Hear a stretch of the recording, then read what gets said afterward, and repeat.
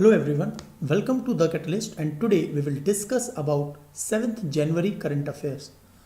And via mail I have got many of the queries.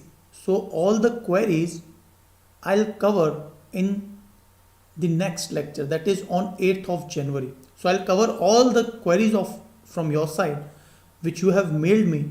I'll dictate every detail about that, right?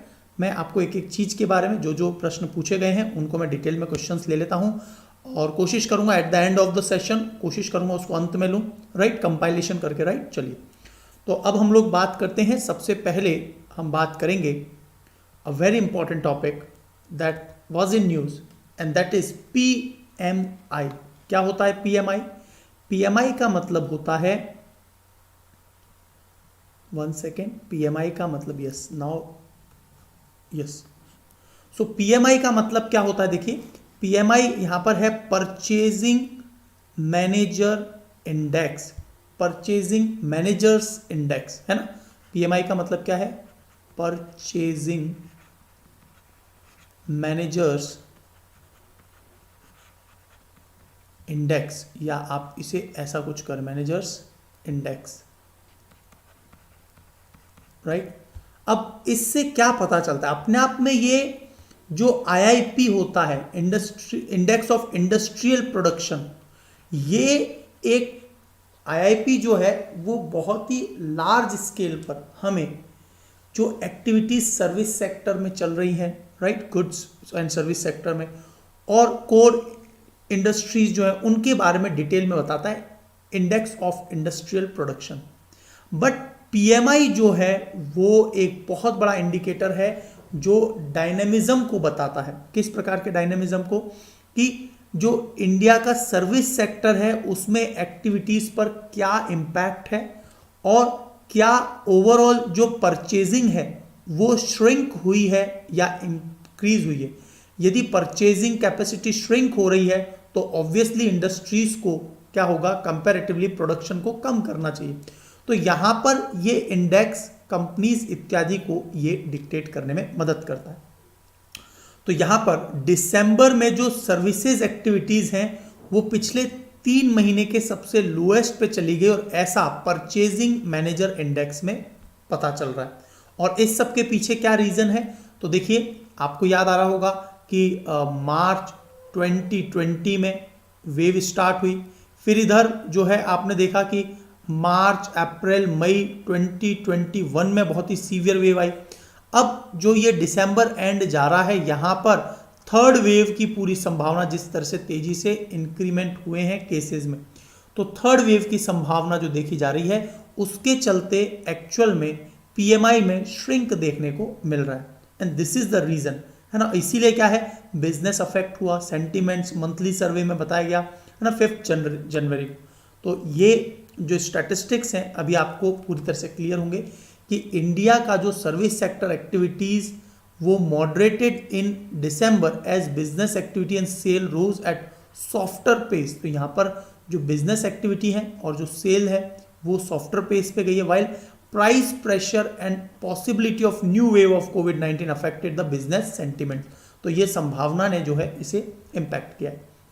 अब आपको यदि statistic में बात करें, फिगर्स में बात करें, the seasonally adjusted India service business activity index, ये जो इंडेक्स है India service business activity index, ये 58.1 था नवंबर में, लेकिन पिछले 3 महीने से फिर, जैसे आपको पता होगा, अप्रैल, मार्च, अप्रैल, मई, जून यहाँ पर श्रिंक हुआ था, फिर धीरे धीरे वापस से एक्टिविटी स्टार्ट हुई तो ये इंडेक्स ऊपर बढ़ा, लेकिन अभी फिर से दिसंबर में ये नीचे जा रहा है ना, यही प्रेडिक्शन के कारण।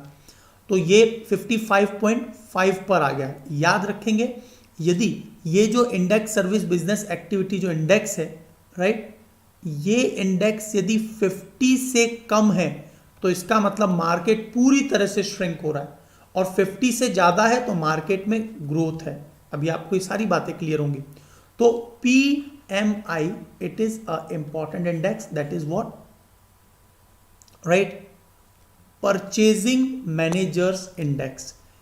It is a survey based measure that asks the respondent about changes in their perception, और ये क्या है, एक सर्वे बेस्ड मेजर है जिसमें जो रेस्पोंडेंट से जो रेस्पॉन्ड कर रहे हैं उस सर्वे को, उनके परसेप्शन को देखा जाता है कि about change in their perception, कि उनके मत कैसे चेंज हुए हैं about key business variables as compare to previous month, पिछले महीने की तुलना में उनके अभी मत कैसे चेंज हुए हैं।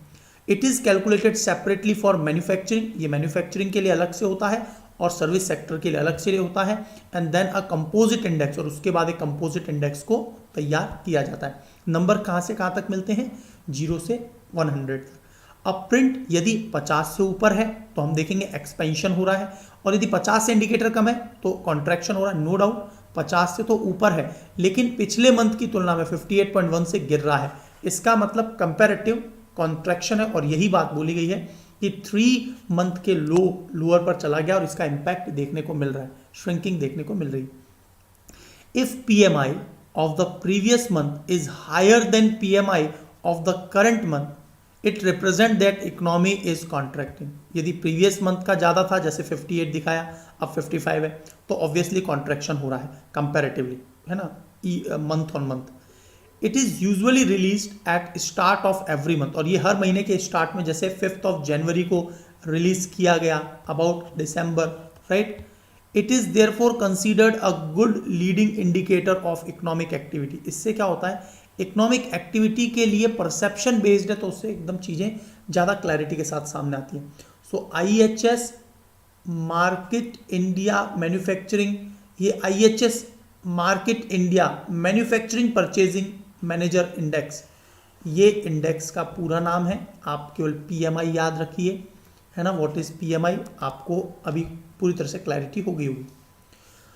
अब क्या पर्पस है इसका, the purpose of PMI is to provide information about current and future business conditions to company decision maker, analyst and investor. देखिए, यदि पहले से ही प्रेडिक्शन पता चल जाए, परसेप्शन पता, इसका एक नेगेटिव इम्पैक्ट भी है कि पहले से ही परसेप्शन, हो सकता है परसेप्शन गलत हो, और वहां पर क्या हो कि देखिए डिमांड साइड से मान लीजिए कमी आ रही है, और हो सकता है कि कोई मिस्टेक हो गई हो, डिमांड साइड से कमी आ रही है, और यहां पर क्या है, कंपनी सप्लाई साइड से भी कमी कर दें, राइट। तो सप्लाई साइड से भी कमी कर दे, एक्चुअल में डिमांड साइड से कमी ना हुई हो, तो क्या होगा, अननेसेसरीली इस इंडेक्स के बिहाफ पर एक गैप उत्पन्न हो गया। तो ये कहीं ना कहीं कुछ नेगेटिव तो है, लेकिन highly researched, no doubt highly researched होगा, तभी जो है ये स्टैटिस्टिक्स को नेशनल लेवल पर जो है, और यहाँ पर जब ये स्टैटिस्टिक्स आते हैं, डिमांड साइड परचेजिंग की जो इंटरेस्ट है, परसेप्शन है, वो कम हो रहा है, तो मेकर्स जो हैं, डिज़ाइनर्स जो हैं, एनालिस्ट जो हैं, इन्वेस्टर्स जो हैं, वो उस कंपनी के डिसीजन अकॉर्डिंगली लेते हैं, और कितना प्रोडक्ट लॉन्च करना है, कितने प्रोडक्ट पर का उत्पादन करना है। इससे पूरी तरह से क्या होता है, डिमांड सप्लाई गैप या सरप्लस सप्लाई ना हो जाए, वो भी क्या है, ओवरऑल क्या होगा, कंपनी को नुकसान होगा। तो इस प्रकार से आपको चीज़ें समझ में आ गई होंगी। अब डिफरेंस इसको इससे समझना बहुत ज़रूरी है कि जो परचेजिंग मैनेजर्स इंडेक्स है वो इंडेक्स ऑफ इंडस्ट्रियल प्रोडक्शन से कैसे डिफरेंट है। तो देखिए, it is different from index of industrial production which also gauge the level of activity in the economy. देखिए, IIP भी क्या करता है, गेज करता है level of activity in the economy की, किस तेजी से चीज़ें चल रही। इसमें कोर इंडस्ट्रीज भी आती है जिनका 40% इन्हीं का पार्ट होता है, कोर सेक्टर्स जो 8 हैं। IIP covers the broader industrial sector compare to PMI। IIP no doubt बहुत ही ब्रॉड स्केल पे चीज़ें कवर करता है, लेकिन PMI जो है ज़्यादा डायनेमिक है compare to standard industrial production index, index of industrial productions की तुलना में ज़्यादा डायनेमिक है, और कंपनीज इस बिहाफ पे इन्वेस्टर्स, एनालिस्ट, मेकर्स, है ना, और सेंसेक्स में भी उनकी जो मूवमेंट है उसका भी उठापटक यहाँ पर देखा जा सकता है, क्योंकि वो पहले से ही चीज़ों को इस तरह से क्रिएट करेंगे। तो एक परसेप्शन के बिहाफ पे कंपनीज अपना परसेप्शन बनाती हैं।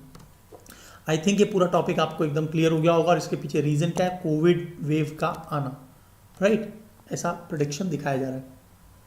एक बहुत ही इंपॉर्टेंट टॉपिक, और भारत जो है ड्रोन में ये चाहता है, इंडियन गवर्नमेंट ये चाह रही है कि क्यों ना ड्रोन का इतना लार्ज स्केल पर प्रोडक्शन किया जाए कि India can become the exporter of drone. और इसके लिए क्या है, हमें मतलब जो PLI स्कीम है, PLI में नो डाउट मैंने आपके लिए PLI स्कीम का भी कुछ इंपॉर्टेंट जो है जिस्ट भी at the end of this topic वो रखा है। PLI में यदि इसको इन्फ्यूज कर दिया जाए, PLI की मदद से इसमें इन्वेस्टमेंट मिले 5 से 6% का जो एक्चुअल में बेनिफिट मिलता है कंपनीज को, है ना, लमसम बता रहा हूँ मैं आपको, वैसे मैं आपको वेरिएबिलिटी दिखाऊंगा आज। तो जो PLI स्कीम है उसके तहत इसको लाया जाए तो कंपनीज को फायदा भी होगा और ग्रैंड स्केल पर FDI भी आए और हम लोग जो है ड्रोन को बहुत लार्ज स्केल पर बना सके, क्योंकि ड्रोन के आज की तारीख में वाइड स्केल पर application, specially in surveillance, disaster management, फिर चाहे वो एग्रीकल्चर हो, तो यहाँ पर बहुत से टॉपिक्स आपको कवर होंगे कि ड्रोन्स के क्या क्या फायदे। लेकिन जो चर्चा में वो क्या है, several ministry, around dozens of ministries ने, मिनिस्ट्री ऑफ होम ने क्या है रिसीव किए suggestion for a range of usage, बहुत से यूसेज है from surveillance to disaster management, उन सभी पर जो है यूज हो ड्रोन इफेक्टिवली, ऐसा सिविल एविएशन मिनिस्ट्री ने कहा है। In nation wide program to take third eye, मतलब तीसरी आंख, तीसरी आंख का मतलब जो निगरानी रखती है, to the sky, ministry of civil aviation has called for more effective utilisation of drone applications and urge the Ministry of Home Affairs to deploy unmanned aerial vehicle for surveillance, situational analysis, crime control, very important person की जो security है, disaster management, agriculture में, वहाँ के लिए इन्होंने देखिए क्या है, in a note send to at least a dozen ministry, the secretary ministry of civil aviation Rajiv Bansal ने कहा है drone offer tremendous benefit to almost every sector of economy including but not limited to national defence. ये केवल national defence से संबंधित नहीं है, agriculture, law enforcement, इसके अलावा भी बहुत से ऐसे एरियाज हैं, है ना। रियल टाइम सर्वेलेंस हो सकेगा किसमें, पेट्रोलियम और नेचुरल गैस, पावर मिनिस्ट्री भी इसीलिए एम्बेड की गई है।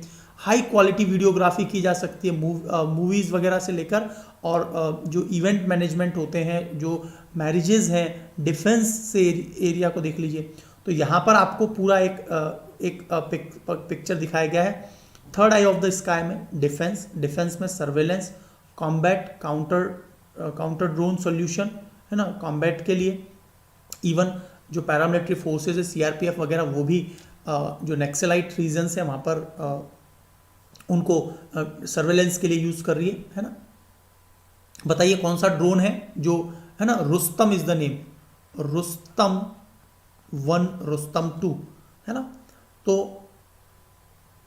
होम अफेयर्स की बात करें तो VVIPs की securities, crime control, red and counter terror operation के लिए, हेल्थ एंड फैमिली वेलफेयर में वैक्सीन वगैरह की जो सप्लाई वगैरह हुई है, राइट, डिलीवरी ऑफ मेडिसिन, है ना, रिमोट एरियाज तक यदि कुछ ऐसा हो जाता है तो आपदा या वी कैन से किसी भी तरह की जो है पेंडेमिक वगैरह है, एपिडेमिक है, तो उस केस में सप्लाई की जा सकती है। एग्रीकल्चर में क्रॉप, है ना, सॉइल हेल्थ मॉनिटरिंग, इवन हम जो है पेस्टिसाइड्स का छिड़काव भी कर सकते हैं, एंटी लोकस्ट वर्क के लिए, इंश्योरेंस क्लेम सर्वे, उनको निगरानी रखने के लिए कितना जो है क्लेम है और क्या वो सही है या नहीं, पंचायती राज में लैंड रिकॉर्ड के लिए, प्रॉपर्टी राइट्स के लिए, एनवायरनमेंट को देखा जाए तो forest, climate change, anti poaching operation में जो है वाइल्ड लाइफ जो है और हमारे जो फॉरेस्ट डिपार्टमेंट है वो भी यूज़ कर सकता है, मॉनिटरिंग वाइल्ड लाइफ। पावर वाली बात करें तो real time surveillance of asset and transmission line के ऊपर निगरानी रखने के लिए, रोड ट्रांसपोर्ट में प्रोजेक्ट मॉनिटरिंग, इंसिडेंट रेस्पॉन्स। तो इस प्रकार से देखिए आप कितने वाइड डोमेन में यूज़ किया जा सकता है ड्रोन का। सो यदि हम लेमेन टर्मिनोलॉजी में बात करें for unmanned aircraft, there are 3 subset of unmanned aircraft. इनमें 3 सबसेट माने जा सकते हैं। पहला क्या है, रिमोटली पायलटेड एयरक्राफ्ट, कहीं दूर से बैठे हुए उसे कंट्रोल किया जा रहा है। ऑटोनॉमस या फिर स्वचालित एयरक्राफ्ट एंड मॉडल एयरक्राफ्ट, जो स्वचालित हो, उसको फिक्स डिक्टेट कर दिया कि ये सारी चीज़ें वो अपने आप ही देखे, रिमोटली पायलटेड ना हो। तीसरा है remotely piloted aircraft consist of remote pilot station, remote pilot station से उसको कंट्रोल किया जा रहा हो, और the required command and control link and any other component as specialised in the type design. तो यहाँ पर ये हम इस प्रकार से जो है अनमैन्ड एयरक्राफ्ट अलग अलग जो तरीके से प्रयोग किए जा सकते हैं। जैसे स्टेशन की बात करें तो आप जो ड्रोन्स देखते हैं, है ना, ड्रोन जो कि अमेरिकन ड्रोन है, तो वो अपने आप में बहुत ही ताकतवर भी है और उसको रिमोटली स्टेशन से कंट्रोल किया जाता है। तो यहाँ पर क्या यूज हो सकता है ड्रोन्स का, ये बहुत इंपॉर्टेंट है। Drones are essentially a military tool, और आपको पता होगा ड्रोन पॉलिसीज भी आई हैं, रेड जोन, ग्रीन जोन, है ना, अलग अलग येलो जोन इत्यादि बनाए गए थे, मैंने आपको डिस्कस किया था ये भी। तो ड्रोन जो है एक मिलिट्री टूल है एसेंशियली तो, लेकिन they eliminate the risk of pilots life in combat zone, है ना। आजकल हम उसकी मदद से मिसाइल्स वगैरह, है ना, फटीक, जिस प्रकार से आपने कासिम सुलेमानी वाला जो इवेंट देखा, तो ये लोग रिमोटली जो है, और अफगानिस्तान में, इराक में, ईरान में, making them fly till fuel last, जब तक फ्यूल नहीं खत्म हो जाता तब तक ये इनके अंदर अपना जीपीएस होते हैं। Drone are now use to various purpose for delivery of merchandise, मतलब किसी भी चीज़ों को भेजने में, फोटोग्राफ, शूटिंग इत्यादि, मिलिट्री वॉरफेयर में, है ना। डिफेंस में भी प्रयोग है, डिफेंस में तो नो डाउट, ठीक है।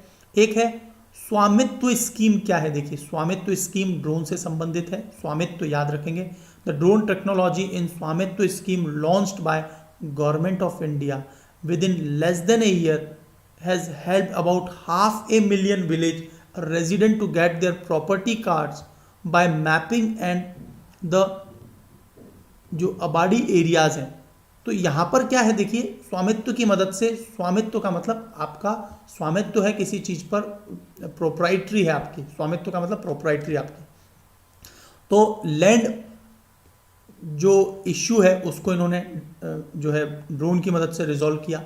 Delivery purpose, recently ministry of civil aviation approved a project with Telangana government for using drone technology to deliver vaccine in remote areas। तो यहाँ पर वैक्सीन जो है रिमोट एरियाज में डिलीवर की गई। Agriculture, in the agriculture sector micronutrient can be spread with the help of drone, और यहाँ पर माइक्रोन्यूट्रिएंट को भी दिया जा सकता है। It can also use in performing survey, identifying challenges. Commercial purpose में जैसे ड्रोन टेक्नोलॉजी अमेजॉन इत्यादि, है ना, उसमें यूज हो सकता है। Railway are using drone to track monitoring, है ना, पहले व्यक्तिगत रूप से एक व्यक्ति जो है मूव किया करते थे। Telecom companies are using drone for monitoring the tower, tower को मॉनिटर करने के लिए। अब देखिए, एक ड्रोन के लिए इनिशियली तो खर्चा ज़्यादा आएगा, लेकिन एक जो परमानेंट सैलरी है वो नहीं देनी पड़ेगी। ड्रोन की मदद से क्या है, चीज़ों का सर्वेलेंस। और यहाँ पर कहीं ना कहीं एक नेगेटिव पॉइंट क्या है, नेगेटिव पॉइंट ये है कि अनएम्प्लॉयमेंट बढ़ता है, नेगेटिव पॉइंट ये है। अदर पर्पस, एक और चीज़ की टेक्नोलॉजिकली साउंड भी होना जरूरी है। Drone are also significant for law enforcement agencies, the fire emergency services wherever human intervention is not safe. तो यहाँ पर देखिए, आपने सुना होगा कि ड्रोन की मदद से क्या करते हैं हम, फायर एक्सटिंग्विश भी करते हैं। ड्रोन ही उस पाइप को लेकर जाता है और ड्रोन की मदद से, है ना, आपने सुना होगा बहुत हाइट पर होता है, तो ड्रोन की मदद से आपने कुछ वीडियोस देखे होंगे। I have recently go through these videos. तो इस प्रकार से क्या है, drones are very very important nowadays, yes और नो, है ना। ड्रोन्स बहुत ही इंपॉर्टेंट हो गए हैं, इनका रोल बहुत इंपॉर्टेंट हो गया है कमर्शियली पर्पस। तो ये सब हमने अच्छे से पढ़ लिया, एक बार आप देख लीजिए फिर से। और as a tool of terror, यहाँ पर देखिए एक बात आई थी कि association of United States army in February 2021 published a report title role of drone in the future terrorist attack. और आपने इंडिया में भी देखा था कि अभी जिस प्रकार से जम्मू कश्मीर में जो अटैक हुआ, इस्लामिक स्टेट्स, अभी आप देख रहे हैं कि सुसाइड बॉम्बिंग नाम की एक आर्मी को भी उन्होंने शामिल किया है। पाकिस्तान, चाइना, इनका बहुत ही इंडिया के अंदर डिस्टेबलाइज करने के लिए ड्रोन का प्रयोग कर रहे हैं। और बहुत बार ड्रोन्स का मूवमेंट अभी जम्मू कश्मीर में देखा जा रहा है, और ये सभी ड्रोन्स ऐसा बताया जा रहा है कि मैन्युफैक्चरिंग इन चाइना है। तो इंडिया को भी आज की तारीख में राइट टाइम है, इंडिया भी ग्रोइंग पोजीशन में है, भारत एक ड्रोन जो है पावर बन सकता है। Earlier in 2013 Al Qaeda attempted a terror attack using multi role drone in Pakistan without success, सफलता नहीं मिली। From 2016 Islamic State made drone attack in the regular feature of operation in Iraq and Syria. तो देख लीजिए, तो ये एक बहुत बड़ा खतरा हो सकता है, और इसके लिए अभी भी भारत का जो डीआरडीओ है, डीआरडीओ वो इस प्रकार के जो सिस्टम है विच कैन टैकल ड्रोन, वो अभी अंडर कंस्ट्रक्शन में है। Sighting of drone near India Pakistan border, ये तो देखा ही गया, लाइन ऑफ कंट्रोल पर देखा गया, and has some of the carried weapon in Indian side, right. तो ये सब अभी पिछले दिनों में देखा गया। हाल ही में ड्रोन रूल भी आया 2021, ये भी आपको पता होना चाहिए। The coverage has been increase from 300 kilogram to 500 kilogram and will cover drone taxis while issuing certificate. तो यहाँ पर क्या है, 300-500 किलोग्राम का, तो उसे एक सर्टिफिकेट की आवश्यकता होगी। Airworthiness has been delegated of quality control of India and certification entities authorised by it. तो यदि बड़े ड्रोन हैं उनके लिए जो है सर्टिफिकेशन की आवश्यकता होगी। Abolish the need of various approval including certificates of conformance, certificate of maintenance, import clearance, acceptance of existing drone, operator permit, authorization of R&D, organization and student remote pilot licence. तो यहाँ पर एक pilot licence, अलग अलग licence की आवश्यकता होगी। और इसके अलावा ये बोला गया fee reduce to normal level, fee को भी कम किया गया है। No linkage with size of drone, और इसका साइज से कोई मतलब नहीं है, ऐसा बोला गया जब हम फी की बात करते हैं। Ministry also facilitate development of, ministry ये भी चाह रही है कि ड्रोन का कॉरिडोर बने, है ना, जैसे सेमीकंडक्टर कॉरिडोर है ना, डिफेंस कॉरिडोर है तमिलनाडु उत्तर प्रदेश में, है ना, डिफेंस कॉरिडोर में डिफेंस से रिलेटेड मैन्युफैक्चरिंग हो रही है। Cargo deliveries and drone promotion council will also, तो यहाँ पर कार्गो डिलीवरीज के लिए ड्रोन प्रमोशन काउंसिल इत्यादि बनाई जा रही है। Facilitate a business friendly regulatory regime, तो ये इस पर भी काम तेजी से हो रहा है। ड्राफ्ट में जो है रिड्यूस किया गया एयरपोर्ट पेरीमीटर कि 45 किलोमीटर की बजाय 12 किलोमीटर तक जो है एयरपोर्ट पेरीमीटर होगा, वहाँ पर इसको जो लार्ज साइज के उसको नहीं उड़ाया जा सकता।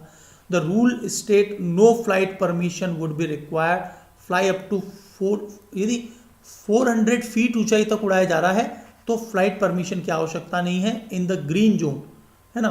एंड 200 फीट तक उड़ाया जा सकता है 8 to 12 kilometre from the airport, but 12 kilometre के एरिया में 400 फीट से ज़्यादा नहीं उड़ाया जाएगा, है ना, ये बात याद रखें, 8 to 12 फीट। और उसके अलावा यदि मान लो 0 to 8 किलोमीटर है, वहाँ पर नहीं उड़ाए जा सकते।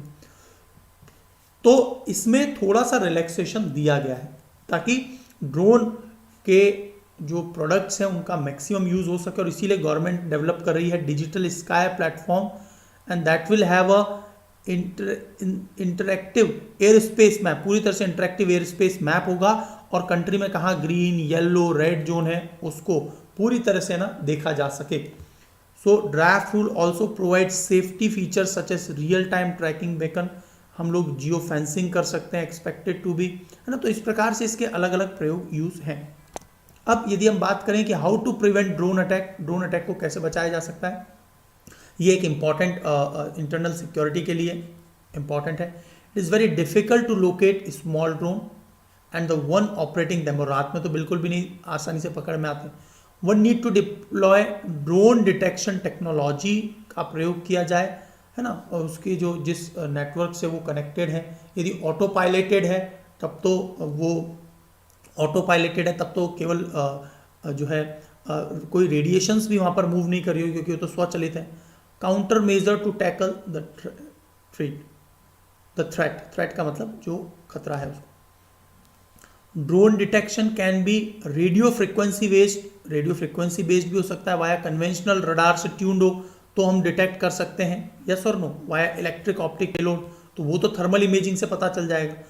वंस यदि जैसे आइडेंटिफाई होता है एक काइनेटिक एनर्जी से छोटा सा भी वेपन होगा, उससे या तो जो वेव्स आ रही हैं उसको जैम कर दिया जाए, या फिर उस पर काइनेटिक एनर्जी का प्रयोग करके वेपन से उसको ध्वस्त कर दिया जाए। इजराइल का जो ड्रोन डोम है ना, विशेषकर कहाँ पर जो गाजा एरिया में है, वहाँ से ड्रोन्स आते हैं, missile system act with in second. तो ये जो आयरन डोम है वो विद इन सेकेंड उसको जो है ध्वस्त कर देता है। लेकिन देखिए एक ड्रोन का जितना मैन्युफैक्चरिंग नहीं होता, उससे कई ज़्यादा कॉस्ट होती है मिसाइल ऑफ द इजराइल की मिसाइल की कॉस्ट बहुत ज़्यादा होती है। Drone will happen at very fast pace but it will take some time to gain kind of capability. तो DRDO जो है ये सब जो हुआ है इस बार जो जम्मू कश्मीर में, तो एंटी ड्रोन सिस्टम बना रही है न्यूट्रलाइज करने के लिए एनिमी ड्रोन अटैक्स को, indigenous drone technologies capable of counter attack including detection, soft kill jamming होता है, कम्युनिकेशन लिंक को तोड़ दिया जाए, एंड हार्ड किल जिसमें लेजर के प्रयोग से, लेजर लाइट से, जैसा आपने सुना होगा काली 60 एक लेजर बीम होती है, उससे जो है एनिमी ड्रोन को ध्वस्त किया जा सकता है। तो आई थिंक आपको सारे पॉइंट्स एकदम क्लियर हो गए होंगे किस तरह से इसको टैकल किया जा सकता है। अब यदि हम बात करें कि भाई production linked incentives scheme in India, देखिए ये 13 सेक्टर्स हैं, ड्रोन को भी इसमें ला देना चाहिए, है ना। तो इसमें देखिए mobile manufacturing, specified electronic component, वो सेमीकंडक्टर वाला जो प्रोसेस है ना, उसमें देखिए 4 से 6% 5 साल तक के लिए जो बाहर की कंपनी निवेश करी उसको गवर्नमेंट ऑफ इंडिया जो है हेल्प करेगी, है ना, इतने परसेंटेज। अपने आप में यही प्रॉफिट होता है, वो जो प्रॉफिट होता है वो प्रॉफिट प्लस ये भी हो गया, मिल गया, तो कंपनीज बहुत इंसेंटिवाइज हो जाती हैं और वो इंटरेस्ट रखती हैं कि भाई इंडिया में इस प्रकार से हब बनाया जाए। इसके अलावा लैंड एक्विजिशन में भी कोई दिक्कत नहीं आएगी, ऐसा भी गवर्नमेंट ऑफ इंडिया ने प्रॉमिस किया है। सो मैन्युफैक्चरिंग ऑफ मेडिकल डिवाइसेस के लिए अलग है, critical starting material, drug intermediaries, API जो है एक्टिव फार्मास्यूटिकल इंग्रेडिएंट्स जो हम बहुत ज़्यादा चाइना से लिया करते थे। इसके अलावा एसी और एलईडी के लिए, ये भी याद रखना वाइट गुड है ये एसी और एलईडी, ये भी क्या है प्रोडक्शन लिंक्ड इंसेंटिव्स स्कीम में। मैं आपको बता दूं कि एक समय ऐसा भी था कि जितने भी एमएसपी हैं, है ना, मिनिमम सपोर्टिंग प्राइस, उसकी सभी की लिस्ट एक बार पूछ ली थी। तो इसीलिए क्या हो सकता है, आपसे पूछा जा सकता है which among these is not the part of production linked incentives, और आपको यदि ये 13 लिस्ट पता है तो आप आसानी से आंसर दे सकते हैं, है ना। Telecom and networking product, electronic technology product, pharmaceutical drug, है ना, फार्मास्यूटिकल ड्रग्स जो है, फूड प्रोडक्ट, फोटोवोल्टिक जो मॉड्यूल हैं सोलर के, एडवांस केमिस्ट्री सेल एसीसी जो बैटरी है, ये तो बहुत इंपॉर्टेंट है क्योंकि हम चाहते भी हैं इसको, फेम स्कीम, टेक्सटाइल प्रोडक्ट आपको याद आ रहा होगा, हमने डिस्कस भी किया इस पर, automotive industry and drone industry, देखिए ड्रोन इंडस्ट्री को इसीलिए इसमें ला दिया गया। सो बेस्ड ऑन सेल पर performance criteria and local value addition period of 5 years and 3 year respectively. तो ऑटोमोटिव, तो ड्रोन इंडस्ट्री को इसीलिए पीएलआई को मैंने इसीलिए जोड़ दिया आपके लिए कि इसको पूरी तरह से यदि अंदर लाया जाए तो बहुत ज़्यादा बेनिफिट होगा। और एक है स्पेशलिटी स्टील, है ना, भारत स्टील के मामले में 2nd नंबर पर प्रोडक्शन कर रहा है, 1st नंबर पर चाइना, और चाइना भारत से 10 गुना ज़्यादा स्टील प्रोड्यूसर है, देख लीजिए 1st नंबर पर चाइना है, भारत से लगभग 10 गुना ज़्यादा प्रोडक्शन करता है। 2nd नंबर पर इंडिया है, 3rd नंबर पर जापान है, जापान को भी रिसेंटली प्रीवियस ईयर्स में भारत ने पीछे किया। तो आई थिंक आपको ये सारी बातें एकदम क्लियर हो गई होंगी, यस और नो। अब हम बात करेंगे कुछ अदर टॉपिक पर, आई थिंक आपको यस स्क्रीन पर दिखाई दे रहा है।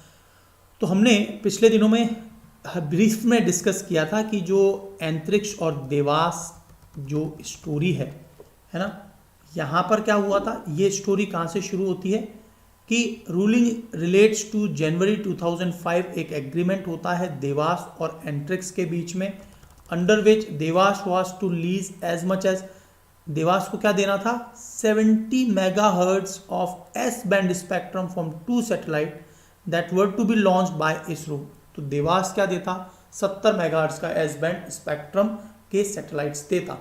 लेकिन हुआ क्या कि गवर्नमेंट ऑफ इंडिया ने बोला नहीं, अभी हमें एस बैंड नहीं और ज़्यादा हायर कैपेसिटी के जो है सैटेलाइट की आवश्यकता, और यहाँ पर अंतरिक्ष के द्वारा ये डील ब्रेक कर दी गई।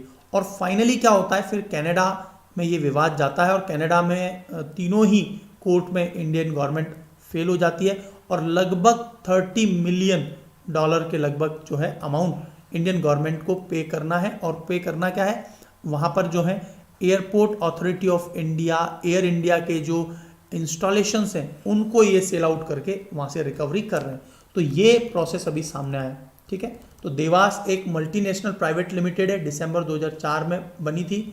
जनवरी में अंतरिक्ष देवास का एग्रीमेंट हुआ था 70 मेगाहर्ट्ज के एस बैंड के स्पेक्ट्रम के 2 satellite, and Devas is to pay Antariksh around $300 million for 12 year for extendable by additional 12 year. फिर क्या होता है कि दिसंबर 2005 में कैबिनेट ने क्या क्लियर कर दिया, GSAT 6 और GSAT 6 से क्लियर कर दिया, देवास ने $15 million dollar each of the Columbia capital and telecom venture. कुल मिला के एक बहुत लंबी कहानी है, हम इतने लंबी कहानी पर तो नहीं जाएंगे। कुल मिला के बात हम लोग यहाँ पर फाइनली कंक्लूजन पे आ जाते हैं। आपको एक बार बैकग्राउंड देखना हो तो जरूर देखिए। यहाँ पर क्या होता है कि जो 2011 में क्या होता है, देखिए एंथ्रिक्स जो है वो डील को Devas takes Antrix to international arbitration, यहाँ पर जो है एन्विट्स द कंट्रोवर्शियल डील। तो यहाँ पर क्या होता है, कुल मिला के एंथ्रिक्स इसको कैंसिल कर देती है। अब यहाँ पर बार बार जो एंथ्रिक्स का नाम आ रहा है, एंथ्रिक्स एक कमर्शियल विंग है इसरो की, है ना, इसरो की एक कमर्शियल विंग है। जैसे आप देखते हैं एक और इम्पॉर्टेंट कमर्शियल विंग है भारत की, that is a very important name, new space India limited, NISL, new space India limited. तो अभी कुछ अंतरिक्ष पर क्या हुआ, अंतरिक्ष पर कुछ एलिगेशंस थे एंड दैट इज वाई एक नई एजेंसी को भी लाया गया, न्यू स्पेस इंडिया लिमिटेड। तो यहां पर देखिए कैनेडियन कोर्ट ने ऑर्डर दिया सीजर करने का, कितने 30 million worth of airport authority of India asset, ऐसा ऑर्डर दिया है। इसको एसेट को बजाय सीज करने के गवर्नमेंट ऑफ इंडिया खुद ही पे कर देगी, जैसा भी आपने केयर्न इंडिया के केस में देखा था कि हमने उन्हें 10,000 करोड़ के करीब जो इशू था उसको इंडियन गवर्नमेंट को मजबूरन अब देना होगा, है ना। तो इन द सेम वे तो यहाँ पर देखिए ये क्या होते हैं, बाइलेटरल एग्रीमेंट होते हैं दो देशों के। यदि इस प्रकार का कोई विवाद होता है तो दोनों ही गवर्नमेंट बाइलेटरली उसको हैंडल करेंगे और उन्हें एक्सेप्ट करना होगा। इसी प्रकार के एग्रीमेंट भारत के बहुत से देशों के साथ है, उनमें से कनाडा भी है। सो क्या होता है 2005 में Devas multimedia sign an agreement with Antrix, 2005 में कमर्शियल आर्म इसरो के साथ में, ये एस बैंड का है। 2011 में क्या होता है, यूपीए जो 2 गवर्नमेंट है ना, यूनियन प्रोग्रेसिव अलायंस, है ना, जो पीएम श्री मनमोहन सिंह जी थे, तो government cancel this agreement on the ground that it needed S-band satellite spectrum for national security and other social purpose। तो यहाँ पर उन्होंने बोला कि एस बैंड जो है हमें तो नेशनल सिक्योरिटी और अदर पर्पस के लिए चाहिए, और इसके कारण क्या होता है गवर्नमेंट ऑफ इंडिया ने यहाँ पर ब्रेक कर देती है, बोलती है कि हमारे ही अपने सैटेलाइट्स वगैरह उसका प्रयोग करेंगे या है ना अदर वे में। तो यहाँ पर कुल मिला के डील कैंसिल हो जाती है। अब डील कैंसिल हो रही है तो this lead to arbitration between Antrix and Devas at international chamber of commerce, ICC में ये मैटर जाता है। इसके अलावा 2 बाइलेटरल इन्वेस्टमेंट जो ट्रेटी आर्बिट्रेशन है ना, वहाँ पर भी ये जाता है, और ICC में भी जो इंटरनेशनल चैम्बर ऑफ कॉमर्स है और बाइलेटरल इन्वेस्टमेंट ट्रेटी जो है, इनमें तीनों में भारत जो है केस हार जाता है। और इसीलिए क्या है अब इंडिया को ये, ठीक है, तो इश्यू क्या था भाई कि इन्होंने ये बोला कि एस बैंड सैटेलाइट जो है ना हमें नेशनल सिक्योरिटी और अदर सोशल पर्पस के लिए चाहिए। अब इंडियाज नॉन कंप्लायंस, देखिए airport authority of India being targeted, ये क्यों टारगेट की जाती है, क्योंकि ये इंडियन पब्लिक सेक्टर एंटिटी है और भारत का एक प्रॉक्सी की तरह सर्व करता है। जब इंडिया का वहाँ पर एक निवेश है और यदि कोई ऐसा वर्डिक्ट फैसला आता है तो अदर गवर्नमेंट किसको सीज करेगी, उस प्रॉपर्टी को सीज करेगी, कुछ ऐसा ही यहाँ पे देखने को मिल रहा है। सो Canada court can do so through the concept of restrictive immunity, और इसी को हम क्या कहते हैं, ये पॉइंट याद रखना, रेस्ट्रिक्टिव इम्यूनिटी के थ्रू वो ये कर सकता है। In the mean while Indian government भी कर सकती है, यदि भारत में कोई सिमिलर केस रेसिप्रोकेशन हुआ तो हम भी ऐसा कर सकते हैं। The national company law tribunal India ordered the liquidation of Dewas multimedia on ground that affair of company were being carried on fraudulently। तो यहाँ पर ये जो ऑर्डर है नेशनल कंपनी लॉ ट्रिब्यूनल ने ऑर्डर दिया था लिक्विडेशन ऑफ देवास मल्टीमीडिया। देखिए कुल मिला के बात ये है, कभी भी आप भले ही इंडिया और इटली वाला वो पूरा मैटर देख लीजिए जो वहाँ के फिशरमैन का जो विवाद हुआ था, है ना, वहाँ के ऑफिशियल्स थे, नेवी ऑफिशियल्स, तो इंडियन गवर्नमेंट ने बहुत लंबे समय तक उनको जेल में रखा था। तो ये जो बाइलेटरल्स होते हैं उनमें रूल बेस्ड अप्रोच होती है। यहाँ पर चाहे कोई भी देश कितना भी किसी एक क्लोज्ड हो, लेकिन जो फैसले हैं वो रूल बेस्ड होते हैं। Why did India cancel the deal, क्यों डील को कैंसिल किया, स्कैंडल आया था सबसे पहला in the light when 2011 news reported that there were some irregulation in the agreement between Antariksh and Devas, दोनों के बीच में कुछ इरेगुलेशन है। तो मतलब उन्होंने हवाला कुछ और दिया था, है ना, स्पेक्ट्रम एस बैंड के लिए, और बोला हम नेशनल सिक्योरिटी का यूज़ करें। बेसिकली इंडिया ने ये देखा कि यहाँ पर कुछ इरेगुलेशंस हैं, तो इरेगुलरिटीज़ को ही पकड़कर वहीं पर ही उसको टारगेट किया जाना चाहिए था। अब इन्होंने क्या करा, उसको डील को कैंसिल किया। दे reported that finding of A draft audit report and pointed out discrepancies including financial mismanagement था, कॉन्फ्लिक्ट ऑफ इंटरेस्ट था, नॉन कंप्लायंस ऑफ रूल था, फेवरेटिज्म था।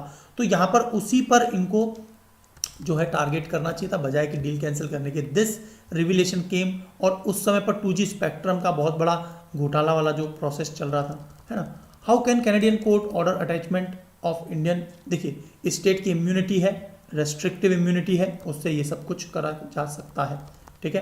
तो यहाँ पर कनाडा ने भी उसी को फॉलो किया है, the concept of restrictive immunity, याद रखना, कनाडा फॉलोड रेस्ट्रिक्टिव इम्यूनिटी।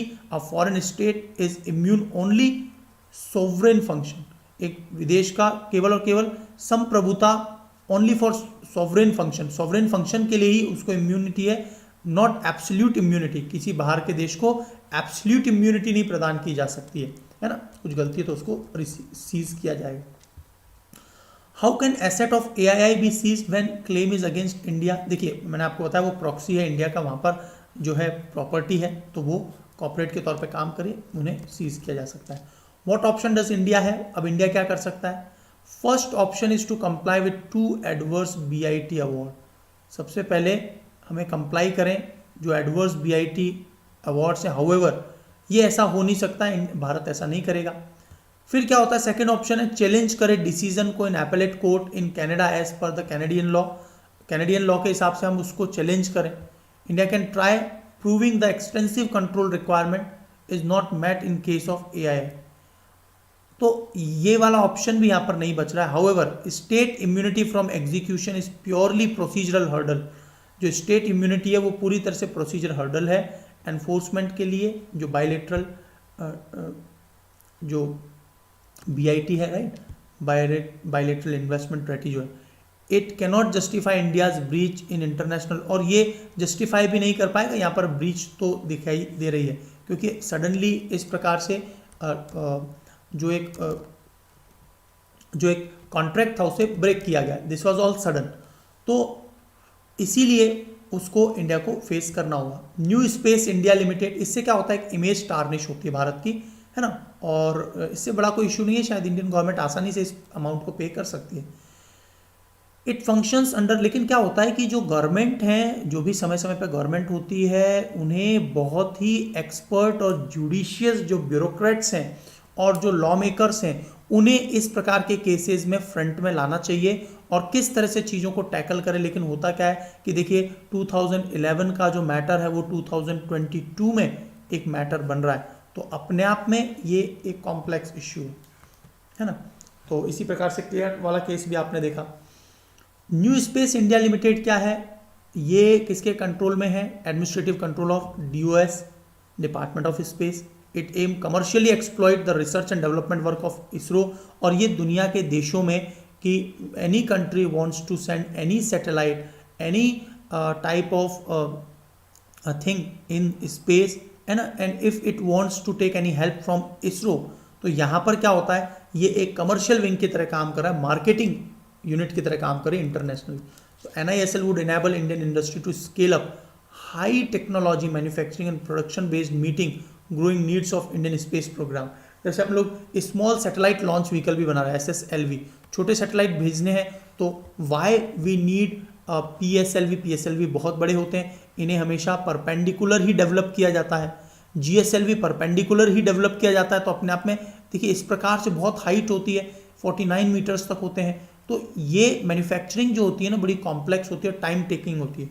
लेकिन SSLV जो है, स्मॉल सैटेलाइट लॉन्च व्हीकल, ये इस प्रकार से, है ना, हॉरिजेंटली भी प्रिपेयर किए जा सकते हैं, तो कंपैरेटिवली इन्हें आसानी से बनाया जा सकता है, राइट।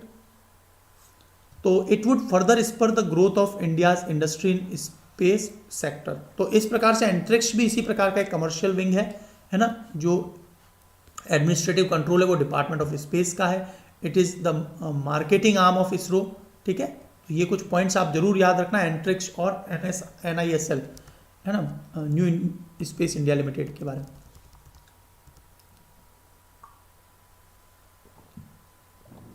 अभी बहुत ही कॉम्प्लेक्स इशू चल रहा है रशिया वर्सेस नाटो का। NATO North Atlantic Treaty Organisation और रशिया ने बहुत सी बातें ऐसी कही हैं कि इन सबको आप मानेंगे then only we will be calm down. तो यहाँ पर रशिया ने भी क्या किया है, अपने 1,00,000 ट्रुप्स को स्टेशनड कर दिया। इसके अलावा आपने भी रिसेंटली ये भी सुना होगा, यहाँ पर ये तो एक अलग मैटर है, अभी कजाकिस्तान जो है वो भी पूरी तरह से डिस्टेबलाइज्ड हो रहा है ना। Tell me the capital of Kazakhstan. Kazakhstan is one of the Kazakhstan is the world's largest landlocked country. और वहाँ पर क्या हुआ है, वहाँ के PM प्रेसिडेंट वगैरह वो सब जो है उन्होंने इस्तीफा दिया है और वहाँ पर जो है एक सिविल वार की ओर अभी कजाकिस्तान जा रहा है। कजाकिस्तान ने रिक्वेस्ट की है रशिया से कि भाई आप अपने ट्रुप्स को यहाँ पर भेजें, और कजाकिस्तान में भेज भी दिए गए हैं ट्रुप। तो देखिए कजाकिस्तान जो देश है, अब हम क्या देख रहे हैं कि कजाकिस्तान एक बहुत लार्ज कंट्री है, यूरेनियम वहाँ पर है, राइट, एंड इंडिया के रिलेशन भी अच्छे हैं उससे। तो कहीं ना कहीं कजाकिस्तान में इस प्रकार की डिस्टेबिलिटी यूरेनियम के प्राइस को बढ़ाएगी, इलेक्ट्रिसिटी कॉस्ट बढ़ेगा, ये कुछ इश्यू रहेंगे। तो यहाँ पर भी रशिया की आर्मी जो है सामने आई थी अभी इस मैटर में भी। तो 1,00,000 ट्रुप्स को उन्होंने बॉर्डर पर लगा दिया है ना। क्रीमिया और जो ईस्टर्न यूक्रेन है वहाँ पर तो आपको पता ही है कि रशियन रेबेल्स वहाँ पर है, राइट। तो इससे क्या हो रहा है, its border with aspiring NATO member Ukraine. और यूक्रेन क्या चाह रहा है, बेलारूस और यूक्रेन, रशिया हमेशा से ये बोल रहा है कि इनको नाटो में आप शामिल नहीं करेंगे, है ना। नाटो में शामिल कर लिया तो आपको पता है कि यूक्रेन पर अटैक हो गया तो वो नाटो पे अटैक माना जाता है और फिर सभी देश वहाँ पर अटैक कर देंगे। So what is the issue, what are the demand of Russia. Russia की क्या डिमांड है, देखिए बहुत बड़ी बड़ी डिमांड है रशिया की। Russia stated that only if NATO withdraw their forces from all the country in the Europe that joined alliance after May 1997। NATO ने मई 1997 और उसके बाद जितने भी देशों से, क्योंकि आप क्या देखेंगे कि जो जो एक समय पर USSR का पार्ट था वो सब भी आज की तारीख में नाटो के मेंबर बन गए, है ना, नाटो के मेंबर बन गए। तो वो चाहते हैं कि आपको सभी से पहले तो डेस्केलेट करो उन सभी देशों से, ये पहली डिमांड है जो रशिया के ईस्टर्न जो कंट्रीज है, नेबर कंट्री। तो एक बहुत बड़ी डिमांड है सभी देशों से हटाने के लिए। This would effectively mean that NATO cannot operate in any of the Baltic nation. किसी बाल्टिक नेशन में वो अपना है ना, जैसे लातविया, एस्टोनिया और लिथुएनिया जो ऊपर ऊपर वाले छोटे छोटे कंट्रीज हैं, यहाँ पर भी रशियन लोग रहते हैं कुछ संख्या में। Central European such as Poland, Hungary, चेक Republic, Balkan state, Croatia, Slovenia, ये सभी जो देश हैं इन सभी देशों से आपको अपनी सेनाएं हटानी होंगी, ऐसा बोल रहे हैं, ठीक है। Would effectively mean NATO cannot operate, क्योंकि मई 1997 के बाद इन देशों से चेक रिपब्लिक, क्रोशिया, स्लोवेनिया। मैप में जरूर इनकी पोजीशन देखिए आप, इनके कंट्रीज के मैप को देखिए और जो रिवर्स जाती हैं, है ना, जियो पॉलिटिकल मैप देखिए इनका। Russia also want NATO to drop plan of further enlargement which means committing not accepting. एक तो यूक्रेन और जॉर्जिया को, मैं शायद बेलारूस बोल गया था, जॉर्जिया और यूक्रेन जो कि मेंबर बनना चाह रहे हैं उनको एक्सेप्ट नहीं करेंगे। Another demand that NATO must not hold drill in eastern Europe. Eastern Europe में किसी प्रकार की कोई ड्रिल ना करे Ukraine, Georgia without prior approval of Russia, जब तक कि रशिया से आप अप्रूवल ना ले लें। तो इतनी बड़ी बड़ी जो डिमांड है ये तो किसी हालत में पूरी नहीं हो सकती है, क्योंकि नाटो कंट्रीज ऐसा नहीं करेंगे। अब इस बात पर वेस्ट का क्या रिस्पॉन्स आया है, US and NATO officials have bluntly, सीधा सीधा कह दिया, stated that Russian proposal are unrealistic. वो तो बिल्कुल अनरियलिस्टिक है। They insist Ukraine and every other country has right to determine their own foreign policy. और उन्होंने ये कह दिया कि भाई यूक्रेन हो या कोई भी देश हो वो अपनी पॉलिसी को डिटरमाइन कर सकते हैं, और नाटो में वो ज्वाइन होना चाहते हैं, it's their own decision. Citing the principle of sovereignty, they insist that Ukraine and every other country in Eastern Europe has right to determine its foreign policy without outside interference. Join whichever alliance it want. जिसको भी चाहे वो join करें. They have also dismissed the idea of Russia's wielding veto power over who get to become a, है ना, यहाँ पर वो रशिया की वीटो पावर को भी विल्ड करना चाह रहे हैं कि वो डिसाइड नहीं करेगा कि कौन नाटो का मेंबर बनेंगे. And pointed out NATO would take decision affecting Eastern Europe without involving countries concern. तो वो जो है decision, NATO would not take decision affecting Eastern Europe without involving countries के कंसर्न के बिना वो कभी भी ऐसा निर्णय नहीं लेते. तो यहाँ पर जो नाटो ग्रुप है ना, आप मुझे बताइए नाटो को कंटेन करने के लिए, रोकने के लिए जो 6 देश ने मिलकर एक ग्रुप बनाया हुआ है, उस ग्रुप का नाम क्या है ये मुझे बता दीजिए. Against NATO, to stop the NATO alliance, है ना, जो रशिया उसमें मेन लीडरशिप करता है. बताइए. It is inter governmental military alliance है. इंटर गवर्नमेंटल क्यों? बहुत से देश हैं. वॉशिंगटन ट्रेटी के तहत इसे स्टैब्लिश किया गया. 4 अप्रैल 1949 को ट्रेटी साइन हुई थी और इसका जो हेडक्वार्टर है ब्रुसेल्स, बेल्जियम में लोकेटेड है. और ये जो headquarter all aligned command operation, ये मोन्स बेल्जियम में इनका अलाइड कमांड ऑपरेशन यहाँ पर है. ठीक है. तो Brussels is the capital of Belgium. और इसके कॉम्पोजिशन की बात करें तो देखिए ओरिजिनली 12 कंट्री थे, आज 30 हैं. मोस्ट रिसेंट मेंबर जो है वो नॉर्थ मैसेडोनिया, वही जो जहाँ से सिकंदर ने जो है ना, सिकंदर आपको याद आ रहा होगा एट द एज ऑफ 20 उन्होंने स्टार्ट कर दिया था. फिर डेरियस ना, याद आ रहा है आपको? डेरियस किसको अटैक किया था बताइए, कौन से राजा थे ईरान के? डेरियस को. उसके बाद वो इंडिया की तरफ आए, है ना. Treaty and contribute the security of North Atlantic area. तो यहाँ पर देखिए मैसेडोनिया के बाद यहाँ पर NATO membership is open any other European state in a position to further principal the treaty and security of North Atlantic area. तो इस प्रकार से ये एक इम्पॉर्टेंट टॉपिक भी है. आपको बहुत सी पिक्चर यहाँ पे क्लियर हुई होगी कि इस प्रकार से रशिया की डिमांड है और क्या जो है रिवर्ट रिप्लाई आता है नाटो को. नाटो को मेनली लीड कौन कर रहा है? US. English is the language of court, ऐसा कहा है गुजरात के हाई कोर्ट ने. और उन्होंने ये डिसीजन इसलिए भी दिया कि आपको कम्युनिकेशन भी है ना इंग्लिश में ही करना होगा. तो एक डिविजनल बेंच है गुजरात हाई कोर्ट की, उसने आज एक कन्विक्ट, उसने बोला कि स्पीक, बोलिए इंग्लिश में, as that was the language in higher judiciary referring to article 348. तो अभी ये चर्चा में आया था कि जो लैंग्वेज रहेगी ना जुडिशरी की अकॉर्डिंग टू आर्टिकल 348 वो इंग्लिश है of the constitution which mandate that language of High court would be English. और वो भी इंग्लिश ही है, हाई कोर्ट की भी, सुप्रीम कोर्ट की भी. तो आपको ये आर्टिकल 348 जो चर्चा में है इसके बारे में पता होना चाहिए. It provides for the language to be used in the Supreme Court and High Court courts and act bill etcetera, उसमें इंग्लिश होगी. आर्टिकल 348(1) क्या कहता है? All the proceeding in the Supreme Court and in every High Court shall be in English language until parliament by law otherwise provide, जब तक कि parliament कोई law पास ना करे. और आर्टिकल 348(2) क्या कहता है? जो गवर्नर है स्टेट का, विच में प्रीवियस कंसेंट ऑफ प्रेसिडेंट, जो प्रेसिडेंट के कंसेंट के आधार पर authorize the use of Hindi language और any other language for official purpose of the state. तो वो गवर्नर, और गवर्नर क्या है? प्रेसिडेंट से ऑथराइजेशन लेकर. It state that the proceeding of High Court having all principal seat in the state provided that decrees judgment orders pass by such High Court shall be in English. तो जो भी उनके orders हैं, verdicts हैं, फैसले orders हैं, वो सब इंग्लिश में ही होंगे. ऐसा 348 उसमें 1, 2 ये क्लियर हो गया. When it use other language permitted, कब ऐसा होगा?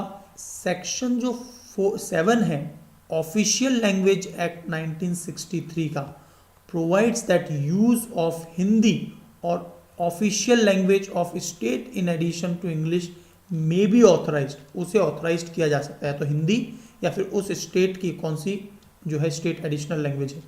This has to be done, और ये कब किया जा सकता है? जब सहमति मिले प्रेसिडेंट से, consent by governor of the state purpose of judgement and made the high court for that state. तो ये तभी संभव है. तो अभी ऐसा किया गया कि उन्हें बोला गया इंग्लिश में बोलिए आप.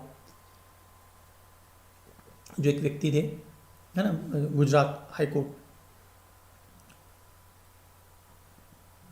एक बहुत ही इंपॉर्टेंट टॉपिक कि ये बोला गया जो ट्रेडिशनल वैक्सीन्स हैं वो बहुत इफेक्टिव हैं, ऐसा यूएस साइंटिस्ट ने कहा। जैसे आरएनए जो वैक्सीन्स हैं, अभी डीएनए वैक्सीन्स भी आ रही हैं, तो आरएनए टेक्नोलॉजी की बात करें या ट्रेडिशनल, जैसे भारत बायोटेक है जिसमें डेड कोरोना पार्टिकल का प्रयोग किया गया है, लाइव एटेन्यूएटेड का मतलब क्या है, जो लाइव वायरस है उसके क्षमता को कम करके और फिर शरीर में डाला जाता है। तो ऐसा नहीं है कि इन वैक्सीन्स में क्षमताएं कहीं से भी कम है, ऐसा यूएस के साइंटिस्ट ने बोला। तो जैसे बायोलॉजिकल ई है, कॉर्बेवैक्स है, भारत बायोटेक है जिसकी कोवैक्सीन है ना, तो उनमें कहीं से भी जस्ट एज इफेक्टिव, उन्होंने एक ही टर्म बोली, क्या है, जस्ट एज इफेक्टिव। तो ये पॉइंट जरूर याद रखेंगे आप।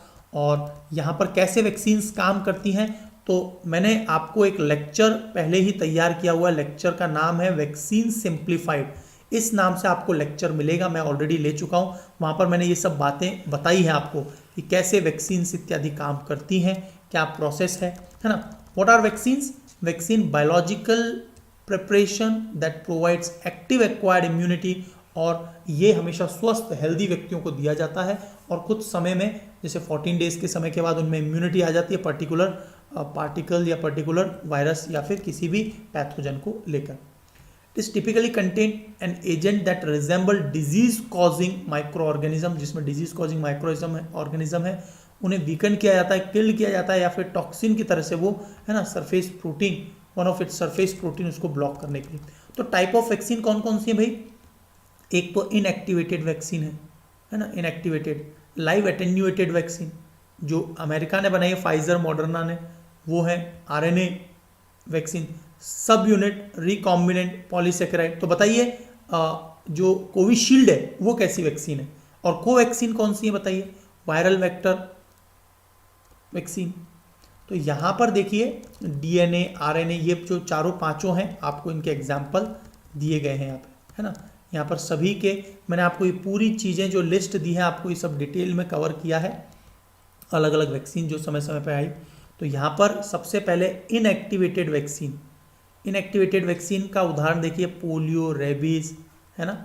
Inactivated vaccine use killed version of germ, मरे हुए, जैसे corona particle, cause a disease, जो डिजीज को कॉज करता है।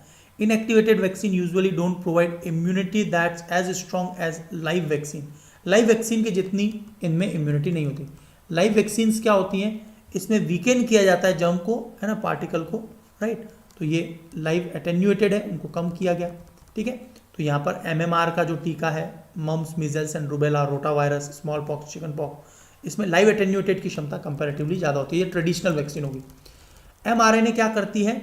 इस प्रकार का प्रोटीन तैयार किया जाता है कि जैसे ही कोई पार्टिकल आएगा तो वो हमारे शरीर सेल को ये जानकारी देगा कि आप रेडी कर लीजिए इस प्रकार के प्रोटीन को।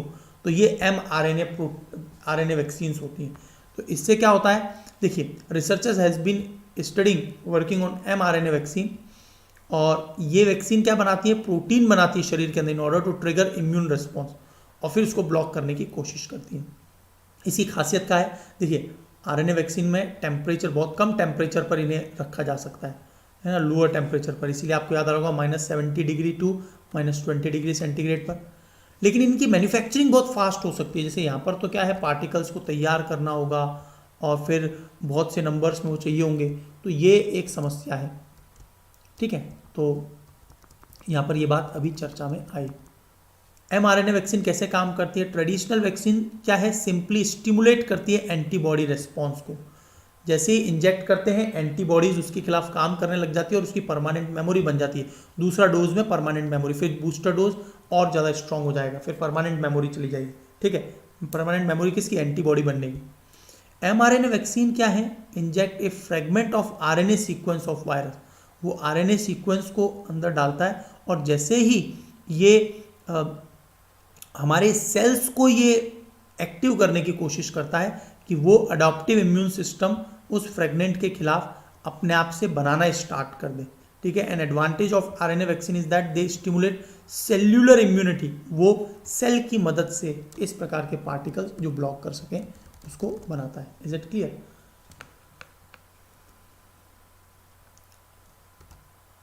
इसके बाद हम लोग ब्रीफ में बात करते हैं द गैप इन ESG।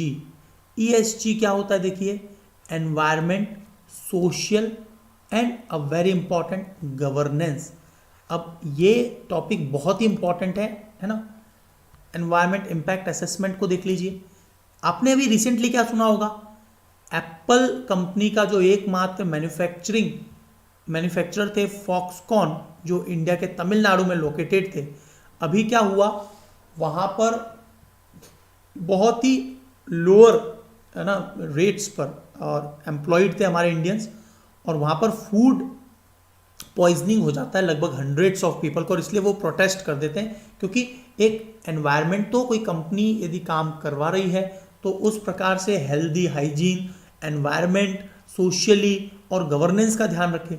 तो इसीलिए क्या है, the gap in ESG part of corporates, मतलब कॉर्पोरेट्स जो है ये इकोनॉमी से रिलेटेड भी है, एनवायरनमेंट से रिलेटेड भी है, राइट, और सोसाइटी से रिलेटेड भी, गवर्नेंस मतलब GS पेपर सेकंड से भी रिलेटेड है। तो देखिए यहाँ पर ऑनगोइंग शटडाउन, अभी शटडाउन देखने को मिला by corporate under ESG part and harsh reality of reducing manufacturing cost. यहाँ पर देखिए एप्पल जैसी कंपनी की एक हार्श रियलिटी सामने आई कि वो मैन्युफैक्चरिंग कॉस्ट को कम करना चाहते थे, और इसीलिए क्या है, इस प्रकार के एनवायरनमेंट में वहाँ पर एम्प्लॉयज़ काम कर रहे थे। सो ESG क्या है, ये है environment, social and governance are the set of standard of company operations that socially conscious investors use screen potential investment। तो यहाँ पर देखिए सबसे पहला एक तो है एनवायरनमेंट क्राइटेरिया, कंपनी परफॉर्म करे स्टेवर्ड ऑफ नेचर, नेचर के बारे में सोचते हुए अपने प्रोडक्शन का और पूरी तरह से ध्यान रखें जहाँ पर भी वो अपना सेटअप डाल रही है। सोशल में मैनेज रिलेशनशिप एम्प्लॉयज़ के साथ में, कस्टमर्स के साथ में, कम्युनिटी के साथ में प्रॉपर मैनेजमेंट हो, उनका सोशली जो है, सोशली जो बिहेव है वो एथिकल हो, यस और नो, है ना, वो एम्प्लॉयज़ को हेल्प कर रहे हो, है ना, एम्प्लॉयज़ की बेसिक नीड्स, एमिनिटीज़ जो चाहिए उनको एटलीस्ट बेसिक एमिनिटीज़ तो प्रोवाइडेड हो। गवर्नेंस में क्या है, कंपनीज लीडरशिप, एग्जीक्यूटिव पे, ऑडिट्स, इंटरनल कंट्रोल, और जैसे टैक्स वगैरह प्रॉपर पे करें नहीं। जैसे Xiaomi कंपनी है, उसको लगभग 600 करोड़ से ज़्यादा का उसको एक टैक्स जो है उसको पे करना होगा, उसको एक है ना पेनल्टी लगाई गई। तो ये गवर्नेंस डील जो है उसमें internal control, share holder rights, leadership, ये सब कंट्रोल हो। तो यहाँ पर ESG यहाँ पर सामने आता है। अभी यही इश्यू फॉक्सकॉन यूनिट के साथ हुआ कि फीमेल वर्कफोर्स जो यहाँ पर काम करती थी उन्होंने स्ट्राइक किया against poor food and accommodation, और यहाँ पर इंसिडेंट हुआ, प्लांट सेंट 159 वर्कर को हॉस्पिटल भेजना पड़ा, left 100 of other requiring medical attention. और इससे क्या हुआ है, पूरी दुनिया में अटेंशन। तो यहाँ पर supplier code of ethics and supplier responsibility standard ये पॉइंट आउट हुआ है ना। तो यहाँ पर ESG काम सामने आता है। What is the role of contractor, उनका रोल क्या था, तो रोल ये था कि भाई उन्हें the labour contract perform a vital task, है ना। लेबर का कॉन्ट्रैक्टर्स जो है उनका काम होता है कि सप्लाई चेन इंश्योर करना, उन्हें जो रिक्वायर्ड है number of skilled labour lowest possible price में। तो ये लोएस्ट पॉसिबल प्राइस में वहाँ पर उनको जो है एम्प्लॉयज़ देते हैं। तो कुल मिला के इससे क्या होता है, कहीं ना कहीं उन पर एक प्रेशर आता है, और प्रेशर के साथ साथ उनकी जो एक बेसिक डिमांड होती है वो पूरी नहीं हो पाती, और इसीलिए है ना। तो यहाँ पर देखिए क्या क्या प्रॉब्लम हुई, पुअर लिविंग कंडीशन थी, unhygienic, wages, most of the contract पे वेजेस वो कम देते हैं, जो लेते हैं उनसे बहुत कंपैरेटिवली कम देते हैं। पॉलिटिकल नेक्सस होता है तो चीज़ों को पूरी तरह से वो दबा लेते हैं चीज़ों को, है ना। In Foxconn case local police has confiscated phone of many women workers, है ना, called parents of many young women worker warning them keep their children in line, है ना। तो इस प्रकार से फॉक्सकॉन ने देखिए ये सभी चीज़ें जब सामने आई, तो अब जब ये चीज़ें इतना ज़्यादा एक्सप्लोज हो गया है, तो कहीं ना कहीं अब वो अपनी पूरी यूनिट को शिफ्ट करने की जुगत में लगे हुए हैं। कॉस्ट मैनेजमेंट करना, नेवर एंडिंग प्रेशर, तो इससे क्या होता है, प्रेशर रहता है, कॉन्ट्रैक्टर्स भी जो है मैक्सिमम बेनिफिट उठाना चाहते हैं। तो ESG इम्प्लीमेंटेशन जो है वो टोटली क्या है, एनवायरनमेंट के प्रति संवेदनशील रहे, है ना, जो कंपनीज हैं। गवर्नेंस के प्रति देखिए कंपनी एक्ट के तहत कंप्लायंस जो है भारत की सभी रूल्स को कंप्लाई करें, वो सोशली जो है वहाँ पर जो काम करने वाले लोग हैं वर्कर्स हैं उनका प्रॉपरली टेक केयर किया जाए। और फेलर यहाँ पे कॉर्पोरेट सोशल रिस्पॉन्सिबिलिटी को भी फॉलो करे, जो 2% आपको पता होगा बेनिफिट का 2% यहाँ पर जाएगा। तो what is the way forward? Leaving large part of ESG particularly जो S पिलर है, S का मतलब जो सोशल पिलर है, voluntary compliance is not going to get us anywhere. ये S पिलर कहीं पर भी, गवर्नेंस तो ठीक है वो करवा लेंगे, NGT जो है वो काम करवा लेंगे, लेकिन सोशली लोगों को वहाँ पर, क्योंकि पॉलिटिकल प्रेशर, पॉलिटिकली वो कनेक्टेड होता है, नेक्सस होता है, तो वो जो है उसको आसानी से क्या कर लेते हैं, टैकल कर लेते हैं। सो इसके लिए क्या होता है, पनिशमेंट होना चाहिए नॉन कंप्लायंस है तो sharply. We need pragmatic amendment over existing law, specially ESG का ध्यान रखते हो जो भी फॉरेन की कंपनीज है। अब इंडियन गवर्नमेंट तो क्या चाहती है कि भाई FDI आता रहे, कोई भी कंपनीज को नुकसान हो, ईज ऑफ डूइंग बिजनेस दिखाया जाए। But these companies in the backyard what they are doing, they are mistreating people, environment, governance. तो ये जो है इनडाइजेस्टिबल हो जाएगा, है ना।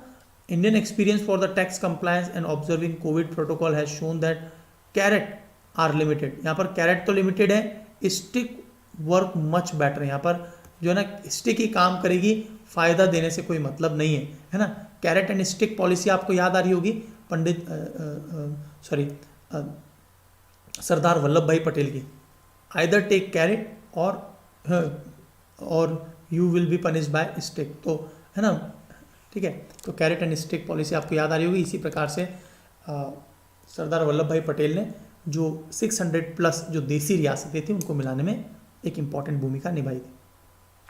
ये जो क्लाइमेट फंड है, हम इस पर बहुत डिटेल में बात करते रहते हैं। यहाँ पर आपको यहाँ पर एक क्लैरिटी का पता चलेगा कि क्लाइमेट फंड जो है, हम जो बोल रहे हैं $100 बिलियन का, वो 2009 में सबसे पहले COP15 कोपेनहेगन में सामने आया था कि क्लाइमेट फंड हो, डेवलप्ड कंट्रीज प्रोवाइड करें।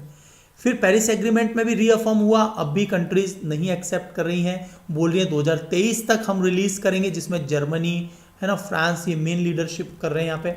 But now developed countries force कर रही है डेवलपिंग कंट्रीज को to commit the unreasonable target. अब देखिए, जो कंट्रीज पैसिफिक ओशन में आइलैंड कंट्रीज इत्यादि हैं, what their fault was, because the maximum polluter since last 100 years, पिछले 100 सालों में यदि हम देखें तो आप देखेंगे कि ये जो बिगेस्ट पॉल्यूटर थे वो डेवलप्ड नेशंस थे, जो डेवलप्ड हो चुके हैं। Now they want to comply the environmental rule and they have put all the burden on developing countries, और specially the most vulnerable nowadays are the island countries, क्योंकि वो कुछ ही समय में, हो सकता है आने वाले कुछ सालों में, दे विल संक।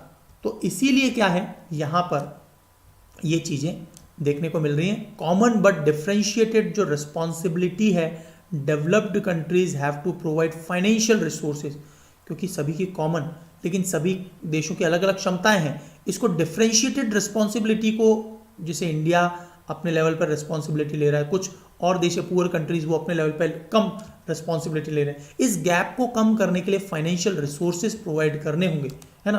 तो आपको याद रखना है, कोपेनहेगन समिट में सबसे पहली बार आया था। इसको बोला गया ग्लोबल एनवायरनमेंट फैसिलिटी भी कहलाता है ये, है ना, to serve operating entity of financial mechanism since convention entry into force in 1994। और COP16 में क्या हुआ, 2010 में parties establish green climate fund GCF। तो याद रखना, ग्रीन क्लाइमेट फंड कब बना, COP16 में। पहली बार बात कहाँ पर आई, तो ये कोपेनहेगन में। और ग्रीन एनवायरनमेंट फैसिलिटी की शुरुआत वो 1994 में आई। तो ये कुछ हिस्टोरिकल बैकग्राउंड आपको पता होने चाहिए। 2 special fund are set up are managed by GEF, और वो है GEF क्या है, ये जो मैंने आपको बताया ग्लोबल एनवायरनमेंट फैसिलिटी। तो 2 इंपॉर्टेंट फंड कौन कौन से हैं, the special climate change fund SCCF and the least developed countries fund. Least developed countries fund अलग से है, उनको मदद मिले, और special climate change fund. The adaptation fund was established under Kyoto protocol. तो अडॉप्टेशन फंड 2001 में, और यहाँ पर जो ग्रीन एनवायरनमेंट फैसिलिटी वो 1994 में, ग्रीन क्लाइमेट फंड ये COP16 में, और जो पहली बार ये ग्रीन क्लाइमेट फंड चर्चा में आया था वो कोपेनहेगन में रीअफर्म हुआ, ग्लासगो में भी इस पर चर्चा हुई, और इंडिया और अदर डेवलपिंग कंट्रीज उस पर प्रेशर बना रही। अब तो ये डिमांड आ रही है कि $1000 बिलियन होना चाहिए, ये नॉट 100 बिलियन से काम चलेगा नहीं, क्योंकि एक नेक्स्ट लेवल पर एनवायरनमेंट का इश्यू जा रहा है। Based on recent estimates OECD climate finance provided that mobilize developed countries amount $76.6 billion in 2019। तो ऐसा बोला गया, लेकिन but these estimate are disputed by most recipient country, लेकिन ऐसा बोला गया कि ऐसा कुछ भी नहीं हुआ है। ऑक्सफेम ने, मैंने आपको ये पूरे के पूरे अलग अलग रिपोर्ट्स बताई थी, याद आ रहा है? ऑक्सफेम का जो एस्टिमेट था वो था $22.5 बिलियन। अलग अलग कंट्रीज ने इसको, और जो एजेंसीज हैं उन्होंने बताया कि ये मतलब एग्जैक्टली जेन्युइन नहीं है जितना बोला जा रहा है। Why there is inconsistency in estimating international climate finance?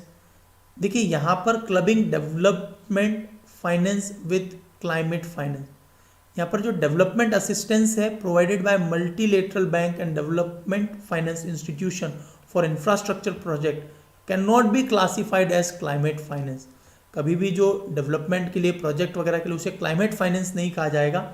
Technology, नई टेक्नोलॉजी या ग्रीन टेक्नोलॉजी को पूरी तरह से एम्बेड करना वो माना जा सकता है। इंफ्रास्ट्रक्चरल प्रोजेक्ट को कभी भी क्लाइमेट फाइनेंस नहीं माना जाएगा। तो ये क्लब कर रहे हैं, इन दोनों को मर्ज करके बताते हैं कि एक्चुअल में $78 बिलियन हमने रिलीज कर दिया, बट ऐसा नहीं है।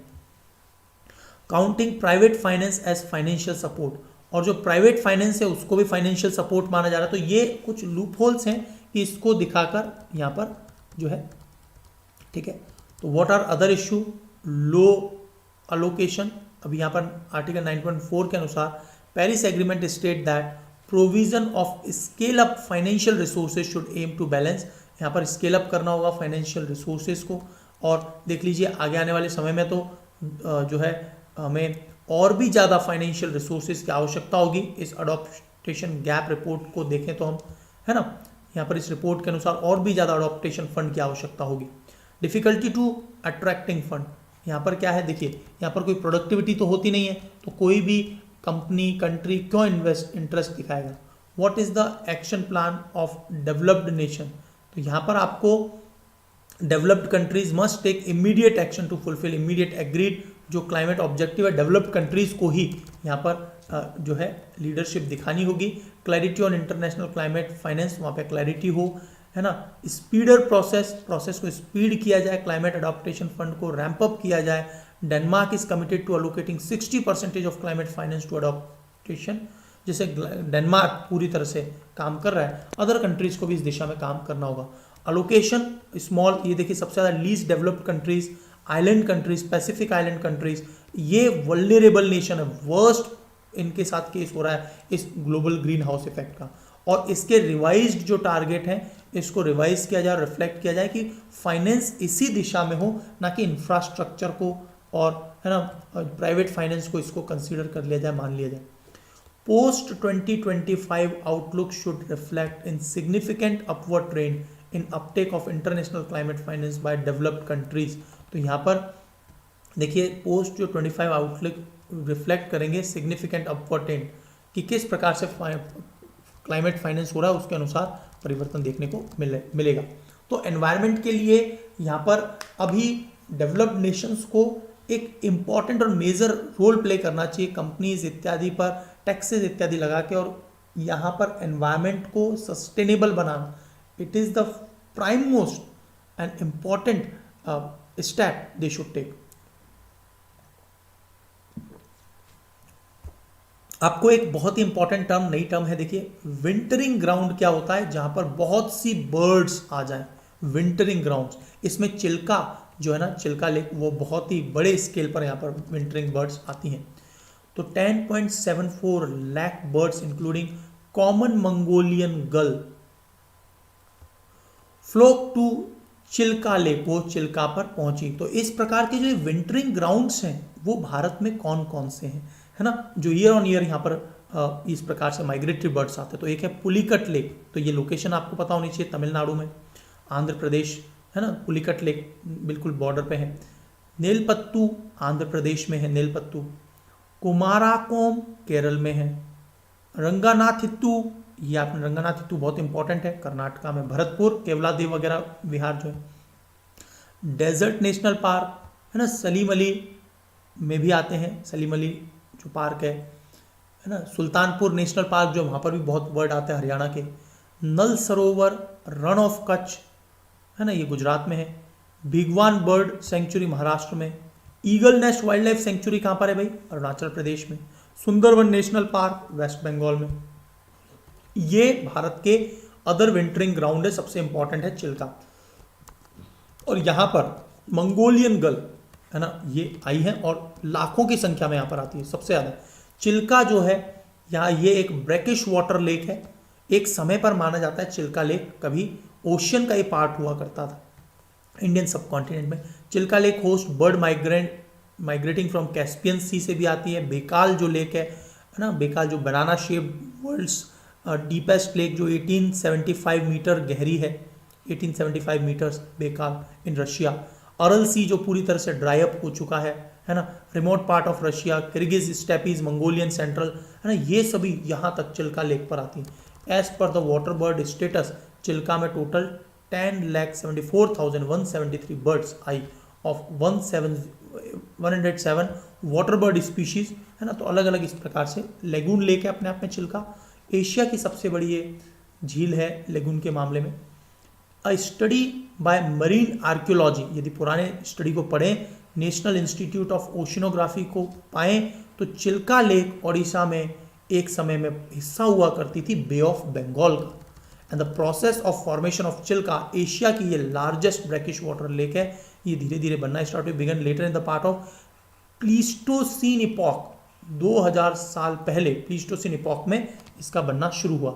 सी is connected with Chilka lake, तो यहाँ पर जो है शोल मछलियाँ वगैरह जो है, सैंड, तो ये सब पाई जाती थी। ठीक है। हिस्ट्री क्या है? History of Chilka once acted as safe harbour of cargo bound for, है ना। 1 सेकेंड, हेलो, मैं आ जाऊंगा, आप बताइए तब आ जाऊंगा। 7, 6 जब भी बोलेंगे तब आ जाऊंगा।